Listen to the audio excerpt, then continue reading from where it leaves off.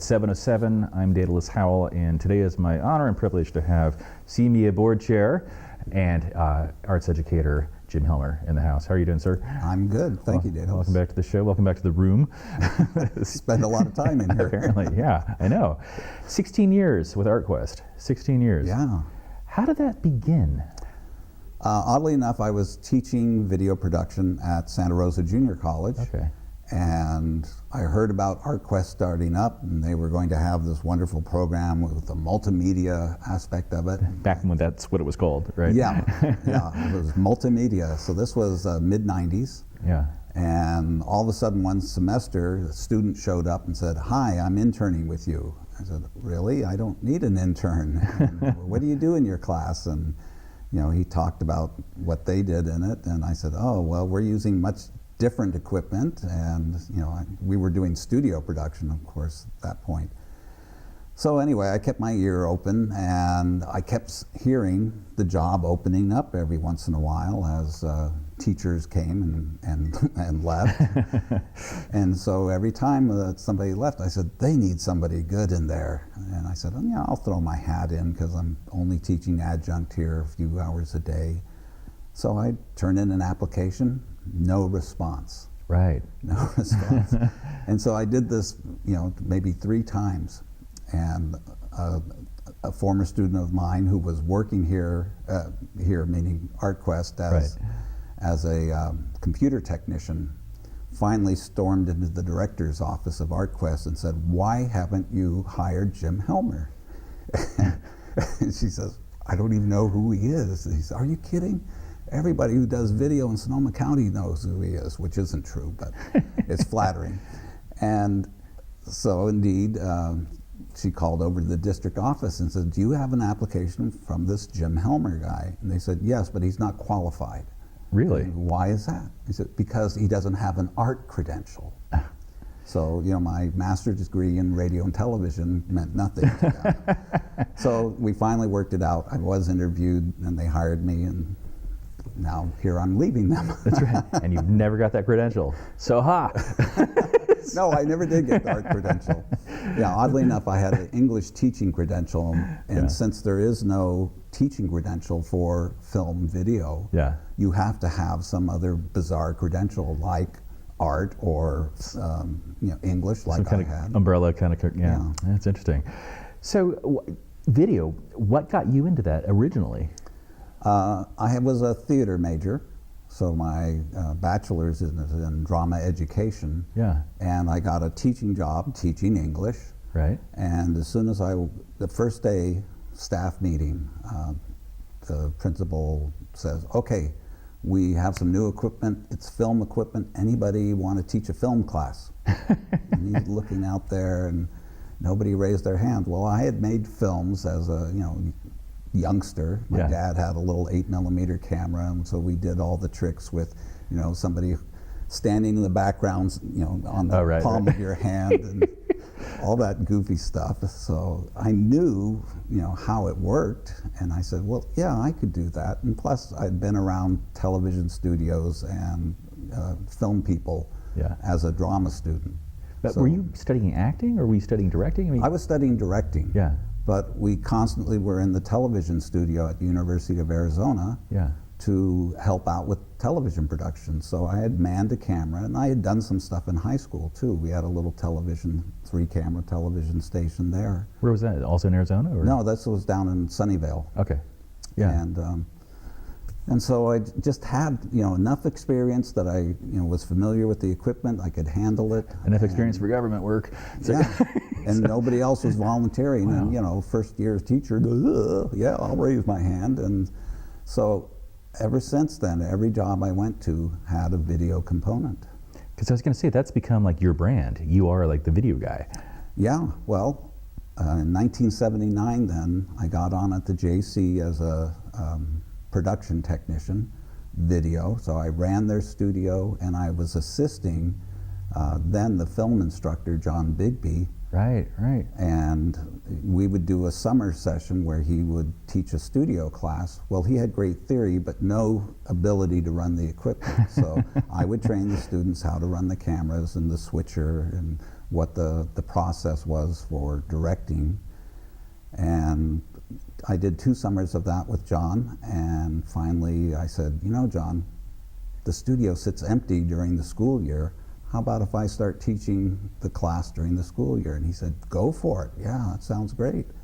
So in 1981, I started teaching every semester a studio production class, and it just kept building, and took on field production and advanced video production. And wow. So did a stint at KFTY, Channel 50 here in town as right.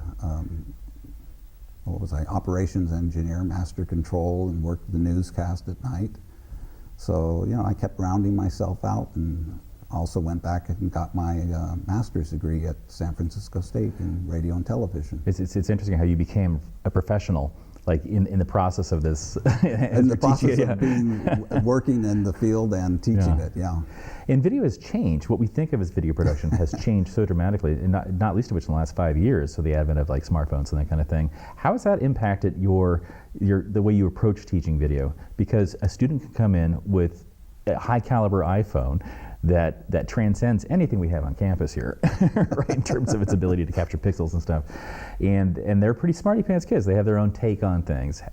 Are there bad habits you have to break? I mean, how do you Oh, absolutely. Yeah. You know, their love of free-form camera movement right. Drives me crazy, because I'm set it on a tripod and get a steady shot, then go for the handheld, so that you have something that you can fall back on. You know, they see a tripod as just something that they leave behind, and usually after the first shot with it. So, right. Yeah, I mean, there's that aspect of it. You know, they seem to think that the best movies are I can't think of the name of the director, Michael Bay. Really? Everything has to be so action-oriented and such quick editing that you can't make any sense. You just know that it's exciting and chaotic. Right. And that isn't necessarily good. So, you know, in my classes, especially in the ArtQuest program, you know, I have the time to take them back and say, we need to look at the history of how this developed and why we are at that point now where we can do those things. But, you know, the early cameras were huge. They were mounted on a non-moving pedestal. You had to have sunlight and an open roof or open stage in order to shoot with them. You know, film grew out of some very strict requirements that were necessary just to get an image on film at that time.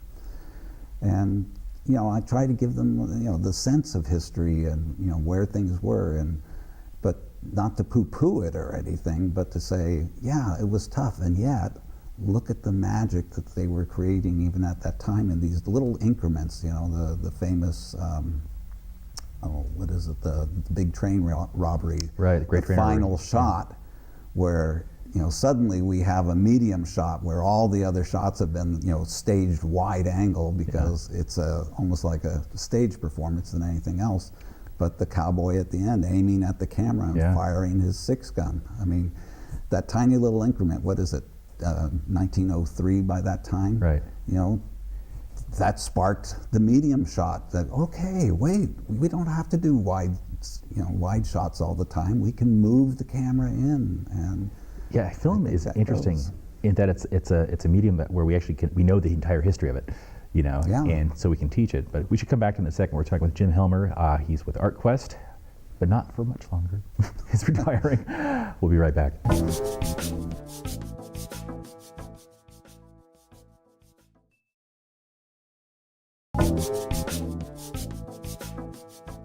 We're back on 707 with Jim Helmer. Not only is he the board chair of CMedia, he's also part of ArtQuest, a big part of ArtQuest, and retiring. We'll talk a little bit about that, but we left off the last segment going into sort of the realm of media literacy and how film, and by extension video, is a form that we've been able to watch the entire genesis of and have an understanding of from its very beginning.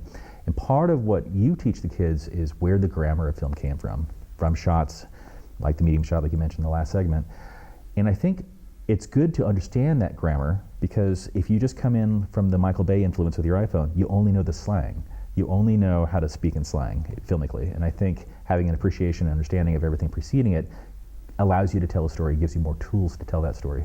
But do the kids understand like how they're being manipulated by media and how certain narrative forms expressed through film yield certain effects? Is that something you're approaching them with? Definitely. And again, I go back to the historical basis so that we look at films in terms of what was happening at that period of time, and can we tie in why people were drawn to that type of film. And of course, you can always pull out some propaganda film or pull out films from the historical pile, prior to the, what's the word I'm looking for, censorship. Right. Oh yeah, Hays Code stuff. The Hays Code. Yeah. And talk about that and how that changed how you made a film, and not so much how you made it, but how you approached making it in terms of what you could show, what you couldn't. Right. And we talk about television. I make assignments where the kids have to go watch TV Land and look back on some of these almost 1950s. Lucy and Desi, yeah. They had separate beds in their bedroom. Right. Why was that? Well, at that time, you could not, on television, have a couple in the same bed. Couldn't show a bathroom either. Couldn't show a toilet. No. Well, couldn't use the word pregnant. That's right. I mean, it's crazy. And of course, Lucy became pregnant during the stint of that show. So how did you have to deal with that? Yeah. Well, they incorporated it into the story, but yeah, just so many things that you had to tiptoe around, and the kids kind of see it as, oh, isn't that quaint back then? Right. But they don't realize what's going on now that could be having some type of influence one way or the other. And so, you say to them, what do you think 15, 20 years from now? I know you can't even imagine yourself being 40 years old or something, but looking back in the 2016 and saying, this is what it was like then. Yeah. And, here's the things we were talking about then. Gay marriage, think about that, 25 years from now. It won't be a thing. It won't be a thing, and people will go, what was the big deal? Right. But, it has been turmoil in our lives. Yeah. No, it's, yeah. You have this interesting perspective in that you see a new generation of kids cycle through, right? You've seen a lot of social change in your years instructing. Definitely. Prior to ArtQuest and the time you've been here, right? What has changed the most in kids in your observation? I mean, you've been teaching in total, what, 20-something years now? Oh, 31, 35 Oh, years, wow, okay. like that. Yeah. Since 73. What has changed the same? Well, I think it's the people themselves. Granted, the technology has changed, but the people come in with some type of different thing. These kids, although they're very technical savvy, they are so tied to their screens.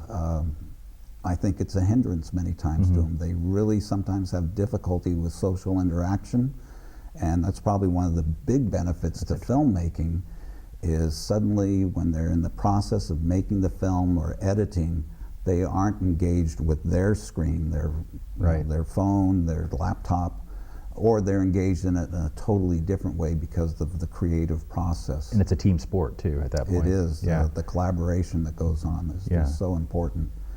And you're not just saying that as an old man saying, "Oh, there's kids and there's screens." You're saying pedagogically, you've seen, oh yeah, like a difference in the way they interface with learning and stuff like that. And despite their feeling that, oh, I've got the answer to everything on this phone, right? They don't. And even when they have a wealth of knowledge, I have kids that come in and they are super smart. They've got a lot of knowledge about film, but they can't apply it. You say, okay. Yeah, you understand all this. You've got the vocabulary even. Go make a good film. They can't. It'll come back Michael Bay at his worst. It's like, that's not a good film. We have to talk about this, why it's not. And they certainly don't have the sophistication to tell a good story. Right. That's one thing I think that's often vanishing is the understanding and appreciation of how to actually structure a narrative. Yes. And I wonder if is that just a dying art, or is that something that we have to be vigilant about incorporating to their lives? Yeah, I think we have to be vigilant about it. I had a situation today, the very final project they were working on, gave them the script, And it's kind of a horror story. A man has a fear of flies and describes them as demons, but it's not until the last line that you find out what it is he's describing. You know, he talks about these leathery skinned creatures and wings that are iridescent and slobbering tubes that they vomit from. And you know, you're going, oh my God, what has he seen? And then the doctor says he has a fear of flies, diphtheria. And they said, oh, that was funny. No, that's not funny. That's the explanation. That's the twist. Yeah. They just saw it as, oh. That's the punchline. It's a punchline. It was like, okay, kind of missed what was going on there. But I think they did a good job of shooting it for a change, so that was exciting. I mean, do you have any specific fears for the kids of today? I mean, or are they just like everyone else? Every generation thinks they're special, right? Yeah, you know, I think what happens is, you know, they come in, especially as freshmen and sophomores, they're still finding their way. And I see, you know, over the 4 years, the maturity goes up, up, up. And I would say, you know, 90% of them suddenly realize that, you know, we're reaching adulthood now. Right. And they pull things together. They really do, you know, start listening and thinking about, you know, what has this old guy been telling me all this time? And oh yeah, suddenly I see why that's working and you know, how it does make something better. So I think it's just part of the growing process. You know, it seems like, you know, the younger ones maybe are having a tougher time, but I almost see everybody making that journey and doing well. So, you know, I have high hopes. Yeah, and you see them through a very interesting lens, being that of largely arts instruction, broadly speaking, right? Do the parents, obviously the parents that send those kids here, they're likewise invested in what that can mean, right? But do you sometimes get some people concerned that the kids aren't getting the kind of skill sets they'll need for, you know, life in the real world, you know, that's not, you know, art school? So. Yeah, well, we get all sorts. You know, I have the child who otherwise would not be in school and doing well and hanging on unless he had this class to come to, because it is the only chance he gets to express himself, to have some freedom, to you know, socialize like that. And sometimes that's the most important thing in the child's ability to hang on. Yeah. We forget that, you know, not everybody comes from, you know, the family of a mom and dad, and and everything is happy-go-lucky. I mean, we have numerous situations where it's not that way at all. So lots of different ways that the students, you know, see the classes, the ability to express themselves as something that's important to them. And oddly enough, you know, a lot of our students go on and do quite well in the artistic vein. Some of them probably never touch it again, but I think it's been a positive experience for them and something that, you know, they can understand it as having been important during the high school. You know, it's nice to look back on high school and say, these were the moments that were special about it. And they did shape me in some way. We'll come back to that in a second. We're talking with Jim Helmer from ArtQuest. We'll be right back.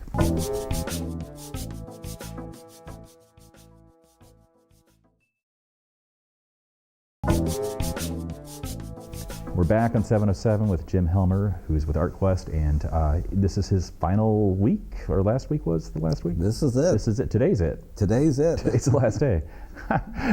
Thanks for coming in. Wow, that's right. Wow, I hear a lot when it comes to ArtQuest from contemporaries of mine, or even staff sometimes, that if only ArtQuest existed when they were in high school, and how they wish they could have gone. I certainly would have gone myself, being a high school dropout. I think ArtQuest is precisely the kind of program that I would have excelled in, or at least would have kept me engaged for a couple more years. What's interesting to me as I walk to and from campus is that I see kids that I was a lot. I recognize the haircut, or the trench coat, or the vibe, right? And I wonder, because a lot of people who become artists or who are interested in the arts and all that, they're often kind of on the precipice, you know, of, you know, for lack of a better term, a kind of mental illness, that kind of thing. Do you see people as they're creating their lives and shaping their identities who are maybe in crisis, and ArtQuest is kind of like, if not a cry for help, a place where they can feel safe to build themselves? I think you hit it. Feel safe. Yeah.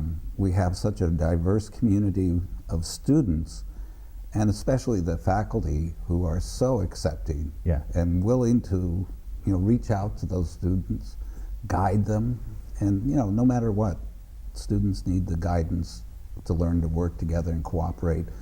But we try our darndest to create that safe environment of inclusion, and no matter how the person dresses or colors their hair or pierces themselves, up to harming themselves or others. Right. We try to be accepting and work with it and guide it along. That's probably the strongest thing that we offer besides the arts education. Right. And that's a huge thing, because that doesn't exist anywhere else in the district that I'm aware of. Probably not. Yeah. Probably not. Not to say that there aren't other good teachers out there. Sure. Yeah. That do that on their own, but this program, ArtQuest, I think that is a central core to it. We stated in our mission, we promote it, in our literature or on the web, and the students who come to us, that's one of the things that we recognize. And they're self-selecting. They choose to come here. They choose to come here. Yeah. We do have a application process, and we look at that, and we look at the whole student. So, if bad grades are, an indicator of something, it doesn't necessarily hold a student back from, if they have the desire to make art, that's what we're really looking for. And yeah, there it is. Yeah, and art is often, in my experience, the symptom of somebody who needs a canvas or a place to express, right? Where else can you do that in the district? I mean, I can't think No, of it. if you're sitting in a math class or something that it seems like the most restrictive, or even in an English class where you're talking about literature, but you're not producing it. making it yourself. Yeah. So you had a tribute a little while ago from your students that was really both remarkably done and very touching and funny as hell, right? And consistently, I mean, there are so many kids that came up to speak and talk about how you had influenced their lives positively. There was such adoration for you. As an instructor, how did you engender that in them? Because you were clearly a beloved figure on campus. It was $20 a head.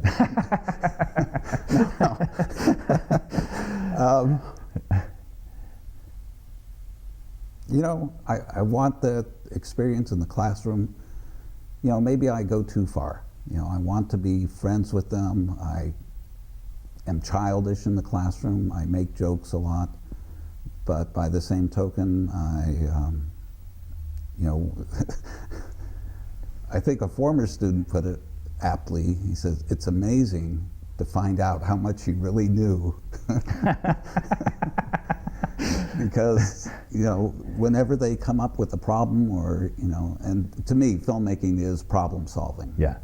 So, yeah, I mean, with all my years of experience and all that, I've probably seen every situation and had to figure out, okay, how do we overcome this obstacle? What do we have to do in this type of situation to make something work?